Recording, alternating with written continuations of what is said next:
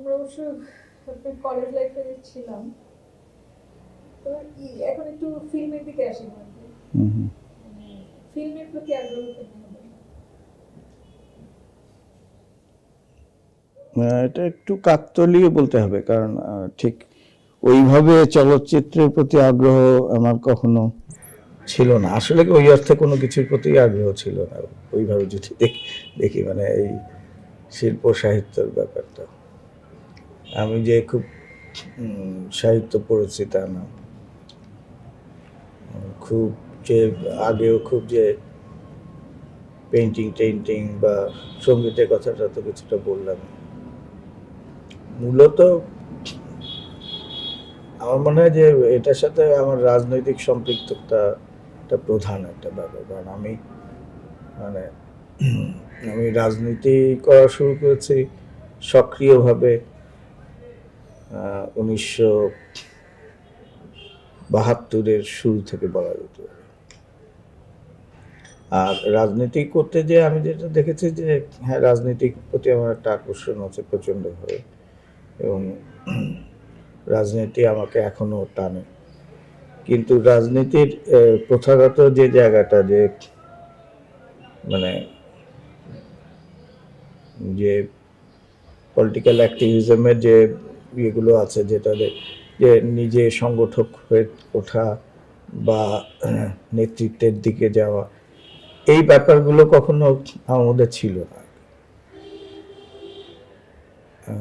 ঠিক আমি কখনো নিজেকে রাজনৈতিক নেতা বা ছাত্র নেতা হিসেবে কখনো ভাবার কোনো সুযোগ তৈরি হয়নি, বা আমি কখনো ভাবিও নাই। কিন্তু তার ফলে যেটা হচ্ছে যে এক এক অর্থে এটা হয়তো ভেতরে কিছুটা ছিল, কিন্তু ওইভাবে কখনোই হয়নি। যে এক অর্থে রাজনৈতিক কর্মকাণ্ডে আমার জন্য প্রধান জায়গা হয়ে দাঁড়িয়েছে যে রাজনৈতিক সংগঠনের ভেতরে যে সাংস্কৃতিক কর্মকাণ্ডগুলো, সেখানে আমি বেশ কমফোর্টেবলও ফিল করেছি। একটা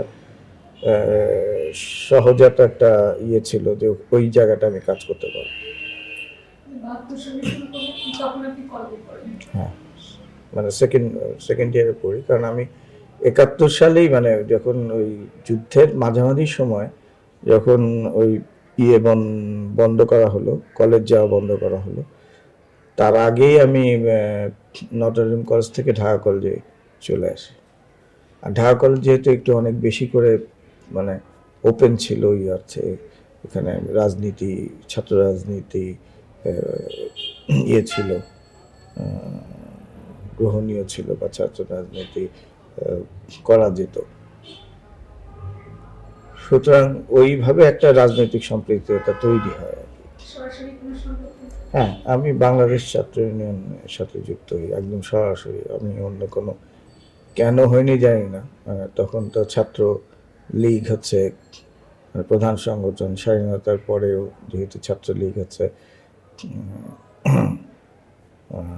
মুক্তিযুদ্ধের নেতৃত্ব দানকারী রাজনৈতিক শক্তির ইয়ে, কেন জানি, আমি ঠিক জানি না কেন, কিন্তু এটা একটা ছাত্র ইউনিয়ন, এবং সেখানে ঢাকা কলেজে যে ছাত্র ইউনিয়নের যে শাখাটি ছিল, সেই শাখার পক্ষ থেকে আমরা 21শে ফেব্রুয়ারিতে সংকলন প্রকাশ এগুলো করতাম। এবং এই খুব বেশি সময় না, কারণ 1 বছরের কাছাকাছি সময় পাওয়া গেছে ওখানে।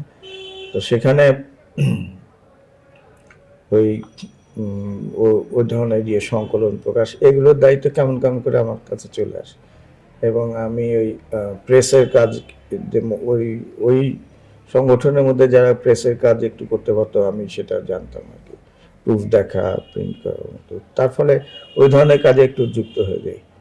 সেটা একটা হতে পারে যে সরাসরি রাজনৈতিক মঞ্চে আমার ঠিক ওঠার ব্যাপারটা ছিল না, আমি পেছন থেকে কাজ করেছি, কিন্তু আমার একদম সরাসরি রাজনৈতিক সম্পৃক্ততা ছিল। তো ওটার কারণেও হতে পারে যে কিছুটা আস্তে আস্তে আমি সাংস্কৃতিক কর্মকাণ্ডের দিকে চলে আসি। তো মানে কীরকম অনীহা ছিল চলচ্চিত্রের প্রতি, তার একটা উদাহরণ হয়তো এভাবে দেওয়া যায়।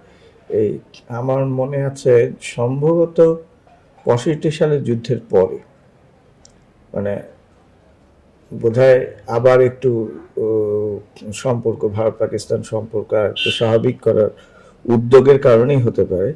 65 সালেই হবে এটা, 65 যুদ্ধের পরে কিংবা 66 সালের শুরুর দিকে এরকম একটা সময় ঢাকা একটা আন্তর্জাতিক চলচ্চিত্র উৎসব হয় এবং সেই চলচ্চিত্র উৎসবে সত্যজিৎ রায়ের মহানগর ছবিটি দেখানো হয় এবং এটা নিয়ে বেশ একটা শোরগোল পড়ে যায় আর কি। এবং আমার মনে আছে যে ওই মহানগরের টিকিট পাওয়ার জন্য, স্বাভাবিকভাবে পাওয়া যাবে না, টিকিট পাওয়ার জন্য রাত 3টার থেকে ইয়ের সামনে লাইন হতো, বলাকা সিনেমা হলের সামনে।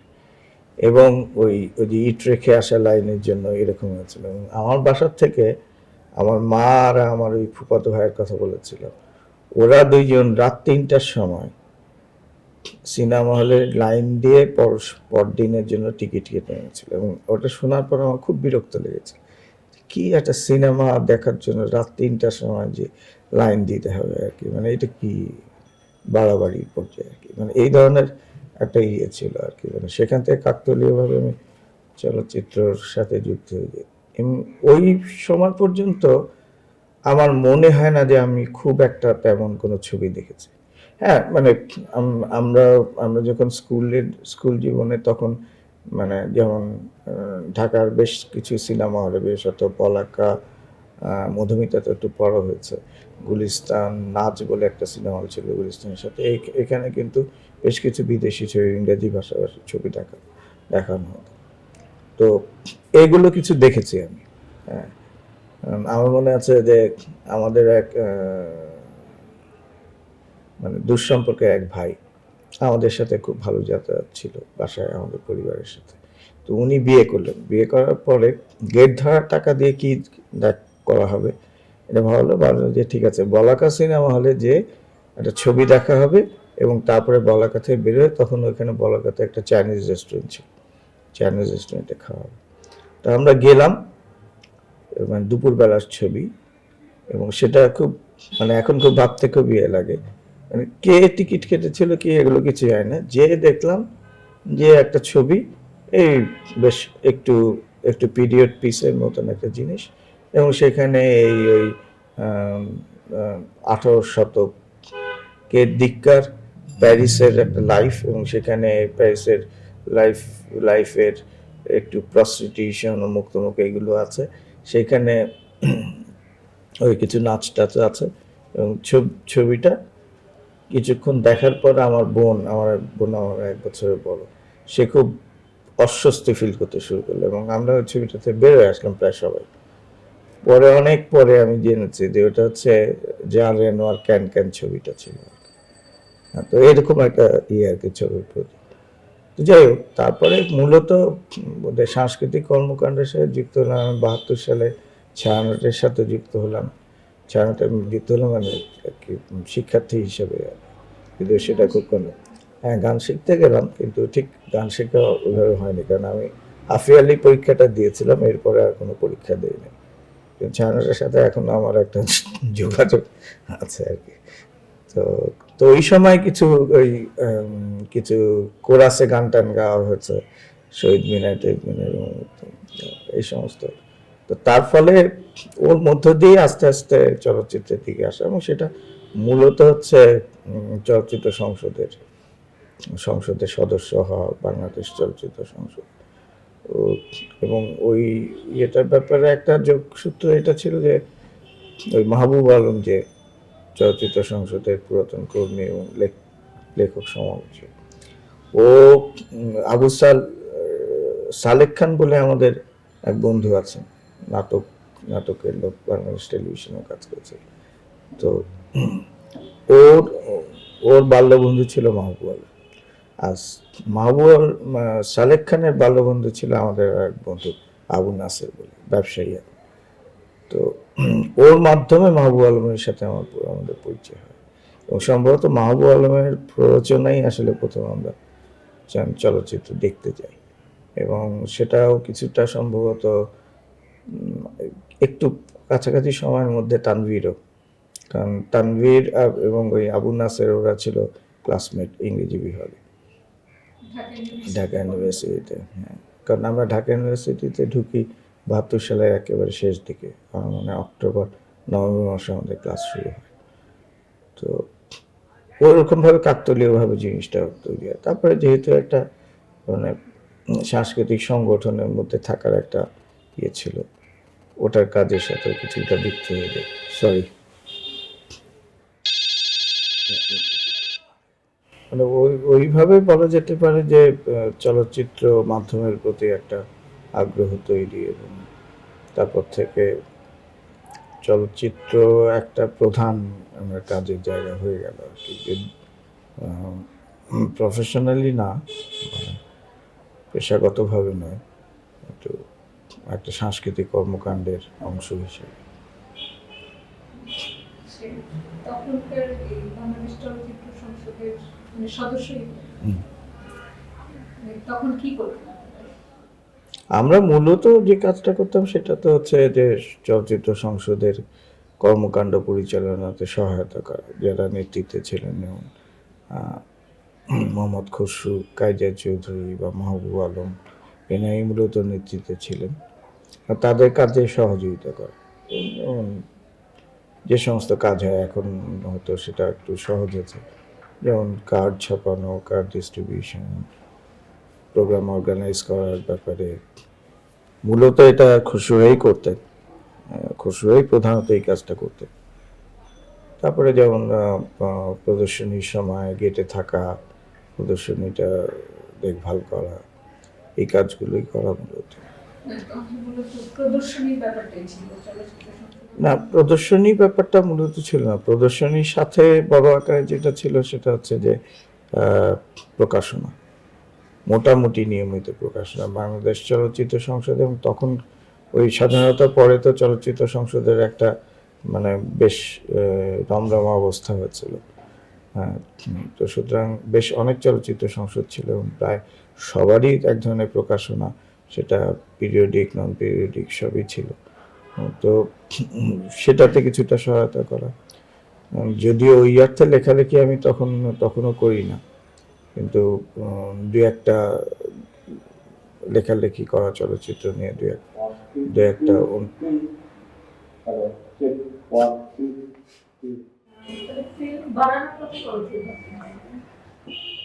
ফিল্ম বানানোর কথা আমার মনে হয় না যে ফিল্ম বানানোর কথাটা আমি তো 83 সালে ফিল্ম দিয়ে পড়াশোনা করতে চাই। তার আগেও যে ফিল্ম বানানোর কথাটা জোর সরে ভেবেছি তা না। মানে মূলত যেটা হলো যে এই বাংলাদেশ চলচ্চিত্র সংসদই একবার একটা উদ্যোগ নিল, এবং যদি সেটি নানা কারণে সফল হয়নি, এবং সেটি যদি হতো তাহলে হয়তো দেখা যেত যে এখন যেভাবে বিকল্প ধারা চলচ্চিত্র আন্দোলনের ইতিহাসটি লেখা হয় সেটি অন্যরকমভাবে লেখা হতো। যদিও এটা এখনো একটু মানে একটু অন্যভাবে বললে ওই কথাটি ঠিক যে যে আমাদের দেশের সুস্থ ধারা চলচ্চিত্র আন্দোলন স্বাধীনতা পরবর্তী সুস্থ ধারা চলচ্চিত্র আন্দোলনের শুরু হয়েছে।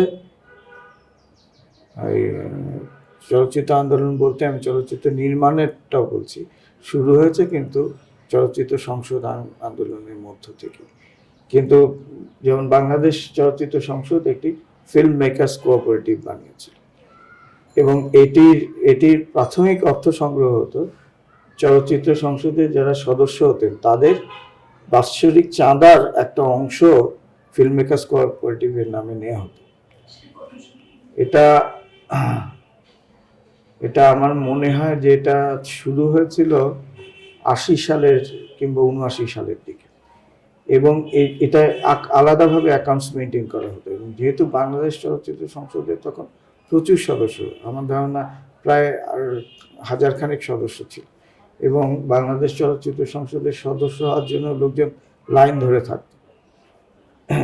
তো এবং তখনই বাৎসরিক চাঁদার সাথে এই চাঁদাটি নেওয়া হতো, এবং বলা হতো যে এই চাঁদা দিয়ে যে অর্থ সংগৃহীত হবে সেই অর্থ দিয়ে বাংলাদেশ চলচ্চিত্র সংসদ ছোট ছবি প্রডিউস করবে। এবং একটা যখন ফান্ড হয়ে গেল, আমার ধারণা কত এরকম বোধহয় 20-25 হাজার টাকার তখনকার সময় বলছি, ফান্ড যখন হলো তখন প্রথম উদ্যোগটা নেওয়া হলো যে আমরা একটা ছবি বানাবো। এবং তখনই তানভীর মোকাম্মেল ওই বাংলাদেশ ফিল্ম আর্কাইভের কোর্সে স্যার সালাউদ্দিন জাকি আমাদের স্ক্রিপ্ট রাইটিংয়ের ক্লাসটা করাতে, উনি ওই মন্দগুণের হুলিয়া কবিতাটির একটা চিত্রনাট্য তৈরি করতে বলেছেন। তো আমরা সবাই করেছিলাম। তো তানভীর সেই চিত্রনাট্যটি কে দিয়ে প্রস্তাব করলো। তানভীর যেহেতু তখন বাংলাদেশ চলচ্চিত্র সংসদের কার্যকরী সদস্য, সম্ভবত আমিও তখন সদস্য। তো তানভীর মোকাম্মেল প্রস্তাব করলো যে সে এই ছবিটি বানাতে চায়, এবং তানভীরের মা তানভীরকে 10,000 টাকা দিয়েছিলেন ছবিটি বানানোর জন্য। এবং তার সাথে চলচ্চিত্র সংসদের ওই ফিল্ম মেকার্স কোঅপারেটিভ থেকে তানভীরকে টাকা দেওয়ার সিদ্ধান্ত হলো, এবং সেইটি নিয়েই প্রথম কিন্তু হুলিয়া ছবিটি শুরু হয়। এবং ওই অর্থে যে আগামী এই ধারার আন্দোলনের প্রথম ছবি, আন্দোলনের বলছি, কিন্তু এটা আমি মনে করি যে এই শব্দটি গুরুত্বপূর্ণ, কারণ এই দুটো ছবি তৈরির পরে একটা প্রাতিষ্ঠানিকভাবে একটা আন্দোলন, ফর্মালি একটা আন্দোলন শুরু হয়। কিন্তু হুলিয়া কিন্তু শুরু হয়েছিল অনেক আগে, এবং এই এক পর্যায়ে যে চলচ্চিত্র সংসদের সাথে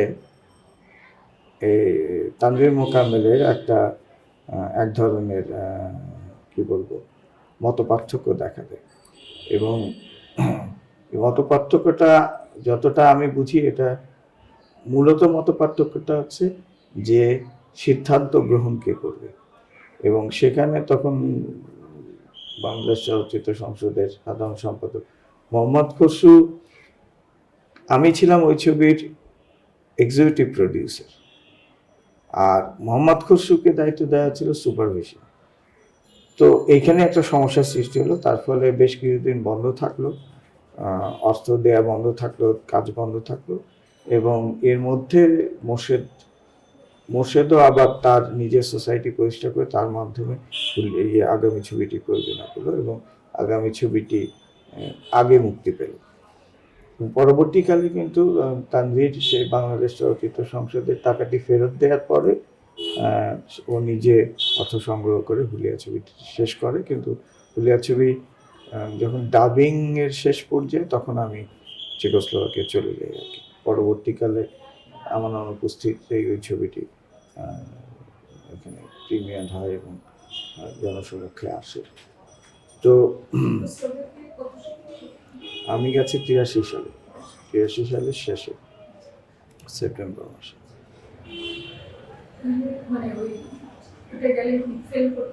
হ্যাঁ,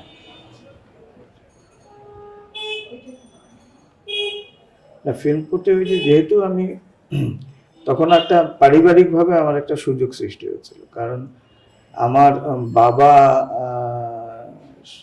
চাকরি থেকে অবসরে যান 77 সালে, এবং বাবা যে খুব আর্থিকভাবে খুব যে সচ্ছল পরিবার আমাদের ছিল তা, যদিও একটা দুর্ঘটনাই বলবো, যে দুর্ঘটনার কারণে আমাদের ঢাকা আসতে হয়েছিল। বাবা তো শিক্ষকতা করতেন, কিন্তু উনি একটা বেসরকারি কলেজে শিক্ষকতা করতেন, এবং পরবর্তীকালে যখন সরকারি হয় তখন তিনি এটা বিরোধিতা করেছেন, এবং তার ফলে শেষ পর্যন্ত সে বিরোধিতাটা টেকেনি, সরকারি কলেজ হয়ে গেছিল। তার ফলে যেটা হচ্ছিল যে যারা বাবা এবং আরো কিছু কর্মচারী এবং শিক্ষক বিরোধিতা করেছেন, তাদেরকে এক ধরনের পানিশমেন্ট দেওয়া হয়েছিল, যে তাদের প্রমোশন আটকে দেওয়া হয়েছিল। তো এইটাতে বাবা বেশ ক্ষিপ্ত হয়েছিলেন, মনোকষ্ট পেয়েছিলেন, এবং তখন উনি ঢাকায় চলে আসে সিদ্ধান্ত নিয়ে। কিন্তু যে চাকুরিতে উনি আসলেন, তখনকার এই শিল্প গবেষণা পরিষদ, BCSI এখন যেটা, তো সেখানে এসে যেটা হলো যে উনি মূলত এসেছিলেন, ওনার শিক্ষক, সরাসরি শিক্ষক ছিলেন ডক্টর কুদরতে খুদা, কলকাতা প্রেসিডেন্সি কলেজে। এবং বাবা যেহেতু লেখালেখি করতেন বিজ্ঞান বিষয়, তো উনি বাবাকে একটা প্রস্তাব দিয়েছেন যে তুমি যদি আসতেই চাও তাহলে তুমি বিসিএসআই এর আসতে পারো, এবং এখানে এই প্রকাশনার একটা ব্যাপার আছে, সায়েন্টিফিক জার্নালস এবং পপুলার সায়েন্টিফিক জার্নালস প্রকাশিত হবে, তুমি এটা দায়িত্ব নাও। কিন্তু বাবা আসার 1 বছরেরও কম সময়ের মধ্যে পাকিস্তান সরকার এক ধরনের বলবো যে এক ধরনের ষড়যন্ত্রের মধ্যে দিয়ে কুদরতি খুদাকে এখান থেকে সরিয়ে দেয়। তো তার ফলে যেটা হয়েছিল যে তখন কুদরতি খুদার যাদেরকে সরাসরি অ্যাপয়েন্টমেন্ট দিয়েছিল তাদেরকে আর পরবর্তী প্রশাসন কোনো ধরনের সহায়তা করেনি। ফলে বাবা যে পজিশনে জয়েন করেছিলেন 77 সালে এসে সেই পজিশনে রিটায়ার করেছে। তার তার কি বলে বেতন 1 পয়সাও বাড়েনি আর কি এত বছর। তো এরকম একটা সিচুয়েশন ছিল, এবং তখন আমার ছোট ভাই কেবলমাত্র এই এমবিবিএস এর প্রথম বর্ষে ভর্তি হচ্ছে, এবং আমার বোন তখন আর্কিটেকচারে পড়তো 3য় বর্ষে। তো ওই একটা সময় যেটা হলো যে আমাদের আর্থিক সংকট দেখা দিল, তো সেই সময় আমি ভাগ্যক্রমে একটা চাকরি পেয়ে গেছিলাম একটা শিল্প কারখানায়, ব্যক্তি মালিকানাধীন শিল্প কারখানায়। তো তারপরে আমি 7 বছর ওখানে কাজ করি, এবং ওই বছরই আমার ছোট ভাই এমবিবিএস পাস করে সুতরাং, এবং একটা সরকারি চাকরি পায়, এবং আমার বোন আর্কিটেকচার পাস করে এবং ও বিয়ে করে। সুতরাং একটা একটু আর্থিকভাবে একটু স্থিতিশীল অবস্থায় এসেছি। তো তখনই একটা চেক ফিল্ম উইক হয়েছিল ঢাকায়, এবং সেই চেক ফিল্ম উইকের পরে একটা ঘোষণা তখন চেক অ্যাম্বাসেডার দেন যে আমাদের তথ্য মন্ত্রণালয় যদি চলচ্চিত্র শিক্ষার জন্য কাউকে পাঠায় তাহলে তারা একটা বৃত্তি দেবে, এবং এটি তখন ফেডারেশন অফ ফিল্ম সোসাইটিস কে এই এটা দেওয়া সিলেকশন প্রসেসটার জন্য বলা হয় ফেডারেশন ফিল্ম। তখন আমি এই আর্কাইভের কোর্সটি শেষ করেছি। তো তখন আমার মনে হচ্ছিল যে এই সুযোগটা আমি নিতে পারি। তার আগে একটা ঘটনা ঘটেছিল, তার আগে মানে তখন থেকে আমি ভাবছিলাম যে মানে সরাসরি আমি ছবি বানাতে না যে যদি কোনোখানে পড়তে যাওয়া যেত। তো ওই বছরই আমি এবং মোর্শেদুল ইসলাম পুনা ফিল্ম ইনস্টিটিউটে পাই স্কলারশিপ। কিন্তু যেটা ঘটনাটা ঘটে যে 83 সালের শুরুতে, কিন্তু ঘটনা যেটা ঘটে যে আমাদেরকে সিলেকশনের যে খবরটা যখন দেয়া হলো এখানকার ভারতীয় দূতাবাস থেকে, ওরা বললো যে ওরা কিছু করবে না, আমাদেরকে সরকারের কাছ থেকে রিকমেন্ডেশন সহ সরকারের মাধ্যমে এটা পাঠাতে হবে, আমাদের অ্যাপ্লিকেশনটা একটা ডেডলাইন ছিল। তো আমি এবং মোর্শেদ তখন তো দৌড়াদৌড়ি শুরু করলাম। তো যেটা হয়েছিল যে আমরা ইআরডি এক্সটার্নাল রিসোর্স ডিভিশনের ক্লিয়ারেন্স পাওয়া গেল। তারপরে আমরা সব নিয়ে যখন এটা জমা দিতে গেলাম আমাদের তথ্য মন্ত্রণালয়ে, তারপরে ঈদের বন্ধ ছিল। সেই ঈদের বন্ধে 2 দিন আগে আমরা ওটা নিয়ে গেছি। ওরা বললো যে ঈদের বন্ধের যে 4-5 দিন হবে তার আগে ওরা এটা পাঠাতে পারবে না, কিন্তু এখান থেকে ভারতীয় কমিশন বলেছিল যে 2 দিনের মধ্যে ওরা যদি পাঠায় তাহলে এটাকে ওরা তো শেষ পর্যন্ত ওটা হয়নি। পরবর্তী সেই বছরই শেষে আমি এই ফেডারেশন অফ ফিল্ম সোসাইটি প্রথমে আমাকে এবং আরও 3 জনকে নির্বাচন করেছিল এবং আমাদের কাগজপত্র পাঠিয়েছিল। পরবর্তীকালে ওখান থেকে আমাকে 2জনকে দেখা হয়েছিল, কিন্তু কেন জানি না 1জনকে নির্বাচন করেছিল। আর তার পরের বছর মোর্শেদুল ইসলাম এবং আরও 2-1জন বোধহয় 3জন বোধহয় আবার পুনা ফিল্ম ইনস্টিটিউটে গিয়েছিল। তো এই নির্বাচন প্রসেসের মধ্যে দিয়ে, এবং যেহেতু তখন আমি কিছুটা পারিবারিক ইয়ের থেকে দায়িত্ব থেকে কিছুটা মুক্ত হওয়ার একটা সুযোগ ছিল, তা আমি তখন ভাবলাম যে এই সুযোগটা কাজে লাগানো দরকার। কেন পড়ার কথা ভাবছেন?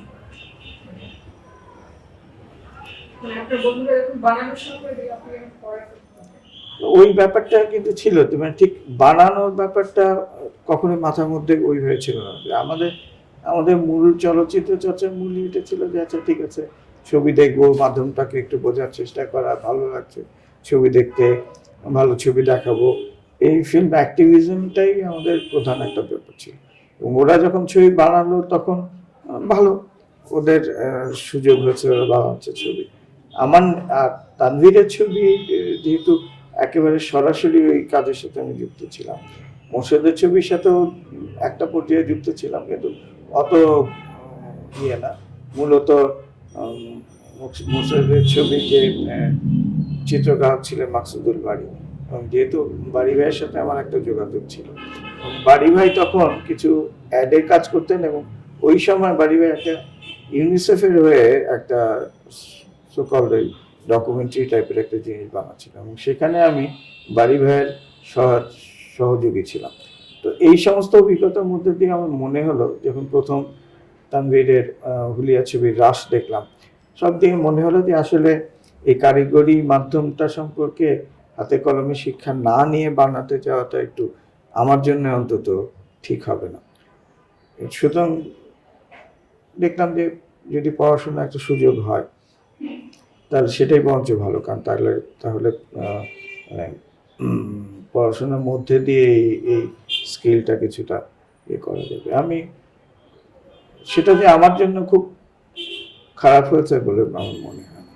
আমার মনে হয় যে ওটি মানে নানা অর্থে, মানে কারিগরি দিক থেকে কতটা আমি দক্ষতা অর্জন করছি সেটা না হলেও, আমি যে ধরনের পরিবেশের মধ্যে ছিলাম, যে ধরনের মানুষজনের সাথে কথা বলার সুযোগ হয়েছে, ইউরোপটাকে আমি যেভাবে দেখতে পেরেছি, ওই ওখানকার সংস্কৃতিকে যেভাবে দেখতে পেরেছি, বিশ্ব চলচ্চিত্র যে দেখতে পেরেছি, সেই অভিজ্ঞতাটা আমার জন্য খুবই আমার মনে ইতিবাচক হয়েছে।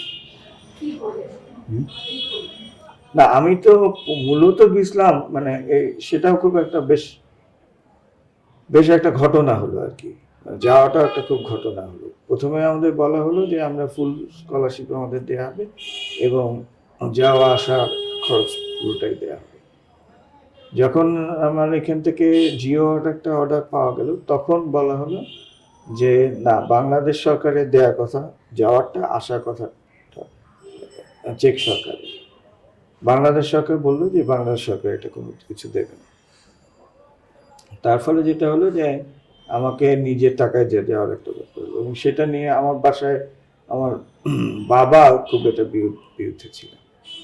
এবং যেহেতু আমি একটা ওই অর্থে শিল্প প্রতিষ্ঠানে কাজ করতাম, ওই শেষের দিকে আমি বেশ আমার বেতনটা বেশ ভালো ছিল, মানে তখনকার তুলনায় বেশ একটা ভালো বেতনই ছিল, এবং যেহেতু আমাদের একটা আর্থিক টানাপোড়েন ছিল, সুতরাং ঠিক বাবা ওটা পছন্দ করেনি। আর চলচ্চিত্র মাধ্যমের প্রতিও বাবার তেমন কোনো শ্রদ্ধা বা আকর্ষণ ছিল, সুতরাং সেটা একটা বড় কারণ ছিল না। তো বাবা টাকা দেবেন না, বাবার কাছে টাকাও নেই। শেষ পর্যন্ত আমার যেটা সুযোগ হয়েছিল যে আমি যেখানে কাজ করতাম, ওনারা ওর যে দায়িত্বে যিনি ছিলেন ম্যানেজিং ডিরেক্টর হেলালুদ্দিন চৌধুরী, এক সময় উনি পাকিস্তানের সেক্রেটারি ছিলেন নানা মন্ত্রণালয়। তো উনি আমাকে বেশ স্নেহ করতেন, উনি আমাকে ওই আমার ওই বছরের পুরো মাইনেটা দিয়ে দেন, এবং তার ফলে আমি ওই একটা সবচেয়ে সস্তা টিকিট কেটে যেতে পেরেছিলাম। আর যেটা হয়েছিল যে ওখানে আমি গেলাম মূলত, এখান থেকে আমাকে বলা হয়েছিল যে ওখানে আমি যাব, ওখানে আমি মূলত ফিল্ম ডিরেকশন, চলচ্চিত্র পরিচালনা এটি করব। অন্য কোনো কোর্স সম্পর্কে আমাদের কোনো ধারণা ছিল। ওখানে যেয়ে আমি প্রথমে শুনলাম যে, এটা জানতাম যে আমাদের ভাষাটা শিখতে হবে, কিন্তু আমাদের ধারণা ছিল যে আমরা ভাষাটা শিখবো উইদিন দ্য ইনস্টিটিউট। কিন্তু দেখা গেল ওখানে যখন গেলাম তখন আমাদের বলা হলো যে তোমাদের আলাদা করে 1 বছর কেবল ভাষা শিখতে হবে, এবং সেই ভাষা শিখে পাশ করলেই কেবলমাত্র তোমরা পরবর্তী যেতে পারবে। তখন তো আমাদের একটা মহা চিন্তার মধ্যে পড়ে গেলাম যে কতটুকু ভাষা শিখতে পারবো। আর ভাষার ব্যাপারে আমার নিজের সবসময় আছে যে আমি খুব দুর্বল যে কোনো ভাষার ব্যাপারে, সেটা লেখা এবং পড়া বলতে পারা, এটা আমার জন্য বেশ কিছু মানুষ থাকে না খুব সহজে ভাষা শিখতে পারেন, সেটা আমার ছিল না। আর একটা বয়সে আমি অনেকদিন ইউনিভার্সিটি ছেড়ে 7 বছর প্রায় চাকরি জীবনের মধ্যে ছিলাম। তো সব মিলে খুব খুব একটা খুব দুর্বিষহ সময় গেছে।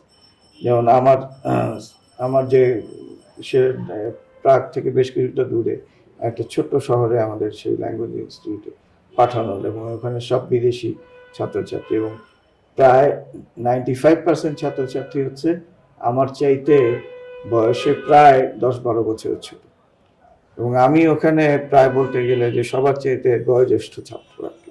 ক্লাসের মধ্যে এরকম মানে আমার মনে আছে যে আমি ছিলাম এবং একজন কোরিয়ান একজন পিয়ানো বাদক ছিল, মিয়ং হি বলে একটা মেয়ে, ওর বয়স ছিল 27 আর আমার তখন বয়স 31, আর বাকি সবাই হচ্ছে 18-19 বছরের যুবক যুবতী। তো তার ফলে যেটা হচ্ছিল যে হস্টেলেও ওরকম মানে আমার বয়সী লোকের সংখ্যা কম, তার ফলে এক ধরনের আলাদা আলাদাই থাকতে হতো, একা একা।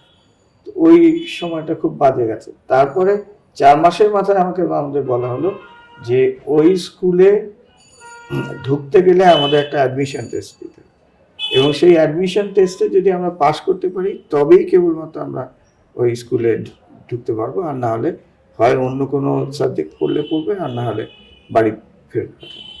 তখন তো আমার মনে হলো যে আমি সব ছেড়ে দিয়ে এত কিছু করে দেশ থেকে আসলাম, এখন যদি আমি ওই স্কুলে ঢুকতে না পারি তাহলে তো আমার দেশে আর ফেরত দেওয়া হবে না, এটা ইম্পসিবল একটা। তো তখন থেকে আমি ভাবতে শুরু করলাম যে কি করে আমি ওখানে তো থাকা যাবে না, কারণ কমিউনিস্ট বা সোশ্যালিস্ট দেশে তো আর ওদের পারমিশন ছাড়া থাকা যাবে না।